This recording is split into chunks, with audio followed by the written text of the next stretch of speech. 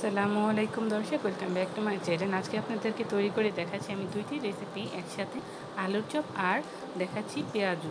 এখানে আমি ফার্স্টে আপনাদেরকে আলুর চপ তৈরি করে দেখাচ্ছি। আলুর চপের জন্য আমি নিয়ে নিয়েছি এখানে ম্যাশ করা আলু হাফ কেজি মতো নিয়ে নিয়েছি। এখানে কিছু শুকনো মরিচের গুঁড়ো বা চিলি ফ্লেক্স আর ধনিয়া পাতা আর লবণ পরিমাণ মতো আর দিয়ে দিচ্ছি সর্বশেষে আমি এখানে চালের গুঁড়া। আর এইটা হচ্ছে আমি বেসন ছাড়া কিভাবে আলুর চপটি তৈরি করা যায় আর সংরক্ষণ করা যায় ওই পদ্ধতির হিসেব করে আপনাদের জন্য নিয়ে এসেছি একদমই সহজভাবে। আর চেষ্টা করেছি আপনাদের ভালোর জন্য একদমই অল্প সময়ে তৈরি করে নিতে পারবেন। আর সবসময় চেষ্টা করি আপনাদের সহজের জন্য অল্প উপকরণ দিয়ে তৈরি করে দেখানো। এটা মাখানো হয়ে গেছে। আমি এরকম করে হাতের সাহায্যে এখন দুই হাতটা যখন হাত দিয়ে তৈরি করবেন তখন একটু ভালো করে পরিষ্কার করে তারপর হাত দুটোর সাহায্যে এরকম করে গোল আকারে তৈরি করে নেবেন। আমি একটু দেখাচ্ছি, আমি এরকম করে গোল আকারেও করে নিয়েছি আর একটি লম্বা আকারেরও করে নিয়েছি। আমি এটাকে ফ্রোজেন করে রেখেছি, দেখতেই পাচ্ছেন। ফ্রোজেন করে আপনারা মাস ভরে এটাকে সংরক্ষণ করে রাখতে পারবেন এভাবে। এখন আমি ফ্রোজেন ছাড়া যে নর্মালভাবে তৈরি করেছি ওইখান থেকে কিছুটা পরিমাণ এখানে আপনাদেরকে ভেজে দেখাচ্ছি, দেখতে পারবেন যে কিভাবে একদমই বেসন ছাড়া এই পারফেক্ট আলুর চপ কিভাবে তৈরি করা যায় একদম বেসন ছাড়া। দেখুন আমি এক এক করে সবগুলি দিয়ে দিচ্ছি, একটাও কিন্তু লেগে যাচ্ছে না বা সাইড থেকে কোনো অংশ ছিঁড়ে আসছে না। যখন আপনারা এই আলুর চপের ডোটা তৈরি করবেন তখন ফার্স্টের দিকে আপনারা আলুর জন্য যেই চালের গুঁড়োটুকু নিয়েছিলেন ওইটাকে প্রথম 2 টেবিল চামচ দিবেন। তারপর ওইটা দেওয়ার পর যদি মনে হয় যে আরেকটু পরিমাণ চালের গুঁড়ো আপনাদের প্রয়োজন তখন আরেকটু কিছু দিয়ে নেবেন। ওইটা যখন আপনারা হাতে মুঠ করবেন তখনই বুঝতে পারবেন, যদি ফেটে যায় তাহলে অবশ্যই বুঝতে পারবেন যে ওইখানে আরও কিছু চালের গুঁড়ো অ্যাড করতে হবে। আর যদি না ফেটে যায় তাহলে আর কিছু ব্যবহার করতে হবে না। আপনারা মাস ভরে রমজান জুড়ে এই রেসিপিটি সংরক্ষণ করে নিতে পারেন। খুবই ঝামেলা ছাড়া ধরতে গেলে একটি রেসিপি আপনাদের জন্য নিয়ে এসেছি। আর ফ্রোজেন অবস্থায় যখন আপনারা এটা সংরক্ষণ করবেন ফ্রিজ থেকে বের করে সাথে সাথে ওটা ভেজে নেবেন, ওইটাকে আর রেখে দিবেন না, সাথে সাথে ভেজে নিলে এটা হয়ে যাবে। আর আশা করছি আপনারা এই ফ্রোজেন করা পদ্ধতির সাহায্যে রমজান জুড়ে ঝামেলা ছাড়া এই আলু চপটি তৈরি করে নিতে পারেন। আর বেসন দিয়ে কীভাবে আলু চপ ভাজা যায় ওইটা আমি অন্য আরেকটি ভিডিওতে আপনাদের জন্য দেখিয়ে দিব। দেখতেই পাচ্ছেন এটাকে যে আমি দিয়েছি কোনো সাইড থেকে এটা ভেঙে যায়নি বা লেগে যায়নি, সব সাইড থেকে এটা পরিপূর্ণভাবে ভেজে উঠছে। আর দেখতেই পাচ্ছেন আমি পর্যায়ে নেড়ে নিচ্ছি। আর অবশ্যই এটাকে প্রথম 2 মিনিটের মতো এক সাইড হওয়ার পর তারপরে অন্য সাইডটা আপনারা উল্টিয়ে দিবেন। এরকম করে এটাকে আপনারা ভেজে নেবেন। আর আপনারা যদি এটাকে ডুবো তেলে না ভাজতে চান, নর্মালভাবে আপনারা একদমই লো তেলে মানে খুবই অল্প তেলেও এটা আপনারা ভেজে নিতে পারবেন, এটা কোনো প্রবলেম নেই। আপনারা আপনাদের পছন্দ অনুযায়ী তেল দিয়ে আপনারা যতটুকু ভাবে আপনারা খেতে চান আর কি ওরকমভাবে এটাকে দিয়ে ভেজে নিতে পারেন। এটা ঝামেলামুক্ত একটি খাবার। আশা করছি আপনারা এটা রমজান জুড়ে সংরক্ষণ করে তৈরি করে রেখে দিতে পারেন। আর ইফতারের আগ মুহূর্তে বের করে আপনারা ভেজে তারপর ইফতারের আইটেমে এটাকে অ্যাড করে দিতে পারেন। আর আলু চপ ছাড়া কি ইফতার চলা যায়? অবশ্যই চলা যায় না। তাই চেষ্টা করেছি একদমই সহজভাবে আপনাদের জন্য নিয়ে আসার। আলু চপগুলি প্রায় ভাজা হয়ে যাচ্ছে, আমি সব সাইড থেকে আপনাদেরকে উল্টে পাল্টে একটু পরপর দেখাচ্ছি। আর অবশ্যই দেখতে পাচ্ছেন কত সুন্দর একটি কালার এসেছে। এটা খেতে কিন্তু একদমই হুবহু যেই বেসন দিয়ে তৈরি করা আলু চপটি আমরা খেয়ে থাকি সেম ওরকমই হয়, শুধু পার্থক্য একটাই, এখানে বেসন দিয়ে না, এখানে চালের গুঁড়ো দিয়ে আমরা তৈরি করে নিয়েছি। আশা করছি আপনারা তৈরি করে আমাকে কমেন্টে জানাবেন কেমন হয়েছে এই আলু চপের রেসিপিটি। আর অবশ্যই আরও নতুন নতুন রেসিপি নিয়ে আসবো এই রমজান মাস জুড়ে, যেহেতু রমজান মাসটা চলে এসেছে।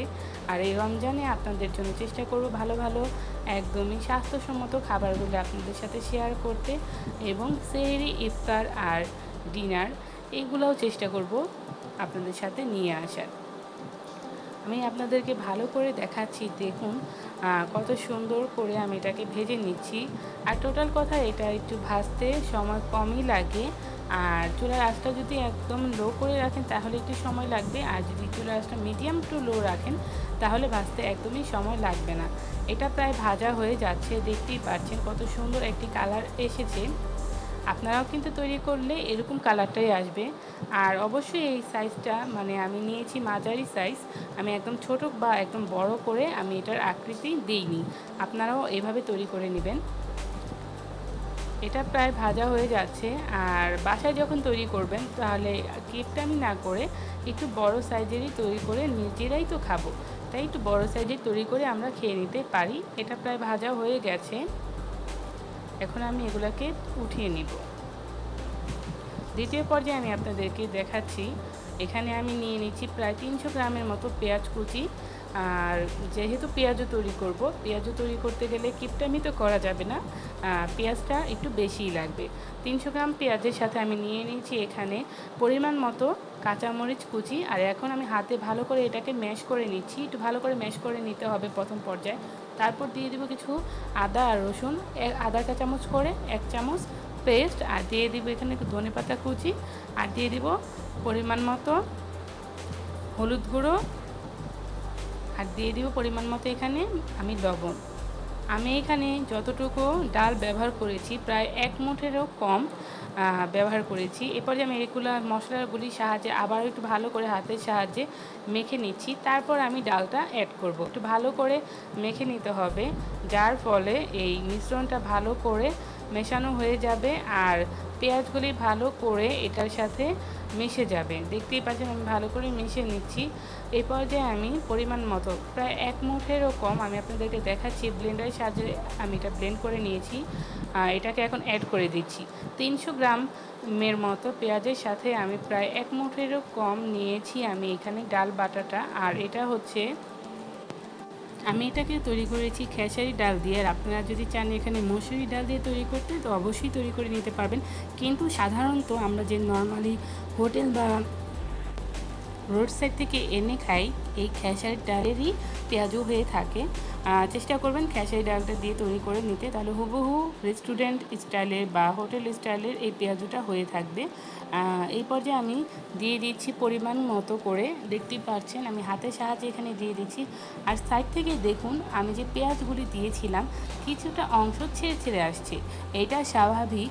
নর্মালি আপনারা যখন বাহিরে তৈরি করা দেখেন যে পেঁয়াজুটা তৈরি করা হয় এরকমই, যে হোটেলের বা রোড সাইড থেকে যখন আমরা কিনে খাই এরকম করেই সাইড থেকে বের হয়ে আসে কিছু একটা অংশ পেঁয়াজু থেকে। পেঁয়াজুর পরিমাণটা হবে একদমই পেঁয়াজ বেশি, আর হবে ডালের পরিমাণ একদমই কম। যেরকম ধরেন আমরা যখন বাহির থেকে কিনে এনে খাই তারা কিন্তু 1 কেজি ডালের সাথে প্রায় 6 কেজির মতো পেঁয়াজ ব্যবহার করে থাকে। তো ওই হিসাব করে যদি আমরা পেঁয়াজও তৈরি করতে যাই তাহলে আমাদের পেঁয়াজের পরিমাণের হিসাবে পেঁয়াজটা একটু বেশি দিতে হবে, তাহলে ওই সেম ফ্লেভারটা সেম স্বাদটা আমরা পাবো। দেখতেই পাচ্ছেন দোকানের মতো প্রায় হয়ে এসেছে আমারটা। আর এই পর্যায়ে আমি দ্বিতীয় ধাপে আপনাদেরকে আবারও কিছু তৈরি করে দেখাচ্ছি। দেখতেই পাচ্ছেন এরকম করে আমি সবগুলি আপনাদেরকে তৈরি করে দেখাচ্ছি, দেখুন। আর এই পর্যায়ে একটু চামচের সাহায্যে উল্টিয়ে নেবেন, তাহলে উল্টিয়ে দিতে একটু সুবিধা হবে, ভেঙে যাবে না পেঁয়াজগুলো। দেখতেই পাচ্ছেন এই পর্যায়ে আমি আপনাদেরকে ভালো করে দেখাচ্ছি, আমি উল্টিয়ে নিয়েছি আবারও বাকি সবগুলা। দেখতেই পাচ্ছেন এটা কালার প্রায় চলে এসেছে। এরকম করে বাসায় তৈরি করে নেবেন, তাহলে একদমই সেম হুবহু আমাদের যে পেঁয়াজুটা তৈরি করে নিচ্ছি এটা একদমই হোটেলের স্টাইলে আর স্ট্রিট ফুডের মতো হয়ে যাবে। আর এতগুলো পেঁয়াজ দিয়েছি, প্রশ্ন থাকতে পারে যে পেঁয়াজগুলি খাওয়ার পর হয়তো বা দাঁতে বা কচকচো ভাব একটা আসতে পারে না, একদমই না। পেঁয়াজ একদমই ভিতর থেকে গলে যাবে আর একদমই খেলে বুঝতেই পারবেন না যে এটার ভিতরে কতটুকু পরিমাণ পেঁয়াজ ব্যবহার করা হয়েছে। যেহেতু রমজান মাস, চেষ্টা করবেন একটু ভালো করে কিছু ঘরে তৈরি করে খাওয়ার। তো আশা করছি আপনাদের ভালো লাগবে এই পেঁয়াজুর রেসিপিটি। আর যদি ভালো লেগে থাকে তাহলে আমার চ্যানেলটি সাবস্ক্রাইব করতে ভুলবেন না। আর যারা করে নিয়েছেন তাদেরকে সবাইকে অসংখ্য ধন্যবাদ। আর যারা করেননি তাদেরকে বলছি আমার চ্যানেলটি সাবস্ক্রাইব করে নেবেন এবং পাশে থাকা বেল আইকনটি ক্লিক করে দিবেন, যার ফলে আমার চ্যানেলের নোটিফিকেশনগুলি আপনাদের ফোনে পৌঁছে যাবে আর আপনারা সবার আগে আমার ভিডিওগুলি দেখতে পাবেন। আর এই কাজটি না করে থাকলে অবশ্যই দ্রুত করে নেবেন, যার ফলে আমার চ্যানেলে নতুন নতুন রেসিপির নোটিফিকেশনগুলি আপনাদের ফোনে পৌঁছে যাবে আর আপনারা সবার আগে আমার চ্যানেলে ভিডিওগুলি পেয়ে যাবেন। আমি এরকম করে সবগুলো পেঁয়াজও ভেজে নিচ্ছি। দেখতেই পাচ্ছেন আমি চুলার আঁচটা কিন্তু অত বেশি বাড়িয়েও দেইনি বা কমিয়েও রাখিনি, একদমই মিডিয়াম টু লো আছে ভেজে নিয়েছি। আর খুবই সুন্দর একটি কালার এসেছে। আর এক কথায় ধরতে গেলে যদি আপনারা আমার রেসিপি ফলো করে তৈরি করে দেখুন তাহলে হুবহু স্ট্রিট ফুডের যে পেঁয়াজুটা আমরা খেয়ে থাকি সেম ওরকমই হবে। দেখেই বোঝা যাচ্ছে কতটুকু ইয়াম্মি হয়েছে। আমার দুটোর রেসিপি অবশ্যই কমেন্টে জানাবেন।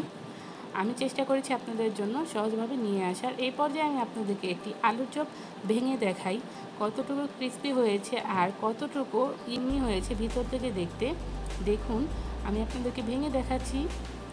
এই তো দেখুন, বোঝাই যাচ্ছে না এটা যে আমি বেসন দিয়ে তৈরি করিনি, এটা চালের গুঁড়ো দিয়ে তৈরি করেছি। আমি চেষ্টা করেছি আপনাদের জন্য একদম সহজভাবে তৈরি করে দেখানোর জন্য। সবাই ভালো থাকবেন, সুস্থ থাকবেন, আমার জন্য আমার পরিবারের জন্য দোয়া করবেন। আল্লাহ হাফিজ।